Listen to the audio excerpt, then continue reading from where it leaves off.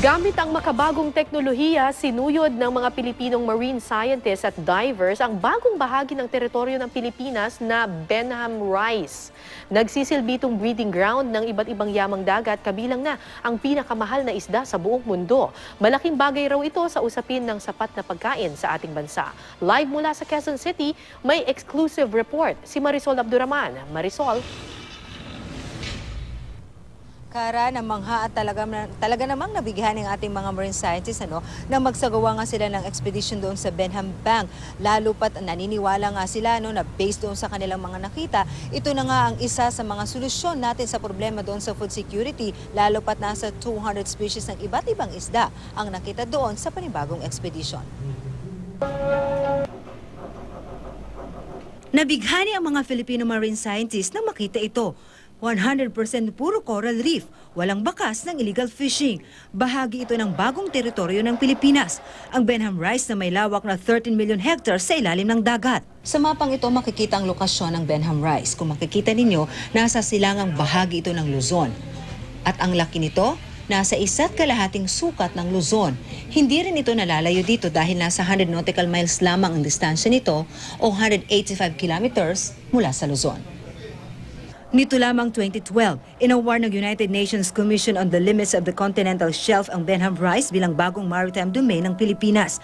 Gamit ang makabagong teknolohiya, sinuong ng mga grupo ng mga marine scientists at technical drivers mula sa BFAR, UP Marine Science Institute, UP Los Baños, Philippine Navy and Philippine Coast Guard at grupong Oceana. 120% coral cover siya kasi patong-patong siya kumbaga. Tapos sobrang vast niya. Kung titignan mo, parang ang layo na pero puro corals pa rin siya. Aside from the tunas nga, which are very, very important, hindi lang sa atin sa Pilipinas, kundi sa buong mundo, yun nga, yung diversity ng corals na sinabi ni Marian kanina. Napaka-importante kasi wala na tayong lugar dito sa Pilipinas na may ganon. Doon lang na lang talaga yung natitira. Parang kung sa akin, it's our last frontier when it comes to the coral diversity. Sa dagat naman o sa tinatawag na water column ng Benham Bank, ang breeding ground ng iba't ibang uri ng isda, kabilang na ang iba't ibang species ng mamahaling tuna na ni-export sa European Union, Amerika at Japan.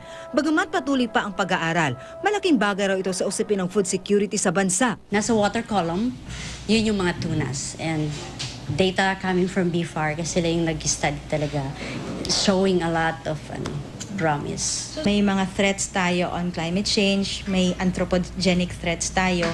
Meron tayong Benham Bank na pwedeng maging source, posibleng maging source at refuge ng mga reef fishes natin sa Philippines. Ayon sa BFAR TFA, maaari rin daw magsagawa ng seismic study para malaman kung tulad din ito ng West Philippine Sea na may gas at oil deposit. Kailangan malaman kung ano yung mga nasa subsoil and seabed, no? Kung may mga oil and gas deposits, mga minerals na nandun. So, bukod din sa resources na nasa water, no? Kara, bagamat marami pang mga pag-aaral ang gagawin dyan, kabilang na nga riyan ang exploration na nasa plano na raw ngayon ayon sa DFA para malaman kung meron mga natural gas doon o ano pa mang mga minerals na pwede natin pakinambangan. Ang napakalinaw sa ngayon ay dapat talaga natin pangalagaan na yung area na yon. Kaya nga yung nagsagawa nito na grupo kabilang ng area ng Oceana ay magbibigay ng kanilang rekomendasyon sa gobyerno para ma-manage ng maayos ang lugar na yon para talagang ma-preserve sila dahil gaya ng kanilang sinabi, ito na yung parang sinasabi nilang last frontier as far as coral diversity is concerned sa ating bansa. Kara. Okay, Marisol, para lang sa kaalaman ng ating mga manonood, ito bang Benham Rice or Benham Bank kung tawagin ng mga eksperto na iyong na-interview, hindi ito lupa na makikita above the water, ito ay is just a vast system of coral reef, parang kumbaga sa Tubataha, there is a vast coral reef system there. Ganun ba? Okay. Unang-una, Kara, itong Benham Rice actually, since time immemorial, atin na talaga ito. Pero nitong 2012 lamang, ibinigay sa atin ito ng United Nations Commissions on the Limits of the Continental Shelf dahil meron yung parang dalawang sanga na extension na kumbaga beyond doon sa 200 exclusive economic zone. So ito yung na-award sa atin, binigay sa atin ito ng UN itong 2012 lang. Ngayon, itong sinasabing Benham Rice na ito yung kumbaga kumbaga Kara, ito yung parang bundok sa ilalim ng dagat. Tapos yung ginawa nilang expedition, ito yung Benham Bank, ito yung matatawag lamang na tuktok, kumbaga yung summit ng Rice. So doon nagsagawa ngayon ng expedition at doon nakita itong 120%, sabi nga nila na pure corals lang talaga. Yung hanggang saan daw ang abot tingin ng ating mga mata o nung nakita daw ng mga divers at ng mga scientists ay talagang puro corals daw talaga ang kanilang nakita. At aside dito, Kara, no, dito sa coral reefs talaga, ay yung sa water column alone ay napakadami daw talaga ng ang mga marine resources na makukuha doon. At isa na nga riyan sa ipinagmamalaki at talagang ikinatutuwa nilang na sabihin ay yung mga pinakamahal na isda sa buong mundo. Ito na nga yung tinatawag ng mga iba't ibang klase ng tuna like bluefin tuna, yung yellowfin tuna na tumataginting lang naman na 230,000 pesos ang kada kilo, Kara. Okay, Marisol, pag sinabing breeding ground ng maraming mga iba't ibang klase ng isda, itong Benham Rice, ibig sabihin dyan nangingitlog yung marami sa mga isda. In other areas in the country, specifically halimbawa sa Tubataha, marine sanctuary yan, bawal mangisda dyan kasi ang logic nga is doon mo papangitlogin yung mga isda, huwag ka muna mangingisda doon para magkaroon ng supply yung buong karagatan. Ganyan din ba yung magiging policy dyan? Bawal bang makapangisda o makapasok dyan yung mga regular fishermen or commercial fishermen dyan sa Benham Rice dahil nga ito isang breeding ground ng mga importanteng mga marine animals? That's right, Kara, no? Yun mismo ang recommendation nitong grupo sa pakikipag-ugnayan ng UP Los Baños na talaga namang partner nila dito, no, na nagsagawa ng expedition. Ito ang kanilang maging rekomendasyon talaga sa gobyerno. Specifically, no, nakikipag-coordinate sila doon sa BFAR para magkaroon ng proper management kung paano nga talaga mababantayan at mapoprotektahan, yung area na yon dahil gaya nga yung nabanggit, ganun din ang gagawin nila since may na-discover doon ng mga itlog dahil breeding ground nga ang paniniwala ng mga scientists doon sa water column ng mga mamahaling isda ay ganun din ang pwede nilang i-recommend daw na pagbawalan na muna ang pangingisda doon dahil meron naman daw certain area na na-identify nila kung saan ligtas na magkaroon ng fishing activity na hindi maapektuhan itong tinatawag nga na breeding ground ng mga mamahaling isda, Kara. Okay, Marisol, so bukod doon sa yaman nito, pagdating doon sa marine life, meron ding potential for gas and oil deposit. Ano yung ginagawang hakbang ng Pilipinas para matiyak na meron nga oil and gas deposit itong teritoryong ito, Marisol?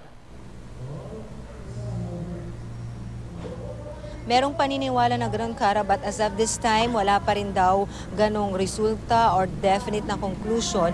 Ayon mismo yan sa ating DFA dahil wala pa naman daw talagang mga findings doon. Ang ina-assume lang nila na meron pa rin mga other natural resources doon bukod dito sa mga nakita nga doon sa bangka, no? Kaya as much as possible, ine-explore lahat yung buong Benham Rice na talaga nawang napakalawak ng teritoryo, Kara, dahil sabi nga natin, 1.5 ang sukat nito doon sa size ng buong Luzon. So we can just imagine kung ganito kalawak. So maliban doon sa mga marine resources na makukuha, yung pakinabang natin doon sa coral reef ay isa nga yan sa mga possibilities na kanilang gustong malaman. They really would like to find out kung meron nga mga natural gas doon at other minerals na pwede natin pakinabangan. But up to this time, Kara, wala pa rin findings na ganon, kaya magsasagawa pa lang ng mga ganong explorations. Meron naman daw mga coordination na pero yung actual exploration ayon mismo dun kay ASIC Charles Jose ng DFA, wala pa naman daw nangyayaring ganon, Kara. Sorry, Marisol, may last question lang ako kasi ako ay scuba diver. Ito ba ay open na sa iba't ibang mga divers or restricted itong area ito hanggat hindi pa natatapos yung exploration dyan ng ating pamahalaan? Alam mo, Kara, ito ay nasa Pacific Ocean. Kaya rin lang sinasabi nga ng ating mga scientists, malamang hindi rin kasi nagagawin na doon yung mga ordinaryong mga mangingisda. Kasi, syempre, Pacific Ocean na yun. It's an open sea, so andun yung parang delikado. So far, wala pa naman daw nagda-dive doon sa area na yun, except, yung mga nangyaring mga expedition before or other explorations in the past. Yung information na ganun, hindi pa nila masabi sa ngayon kung i-open nila ito sa mga divers na tulad mo, na kung pwedeng magsagawa ng kung pwede yung ginagawa lang natin na just merely seeing the view there, ano? Pero sa ngayon kasi ang kanila daw main concentration sa ngayon na dapat daw unahin talaga is kung paano maprotektahan. Kung yun talaga we don't want to assume, pero baka nga isa yan sa hindi na muna nila i-allow doon just to make sure talaga na protected ang area doon, Tara. Maraming salamat sa iyo, Marisol Abduraman.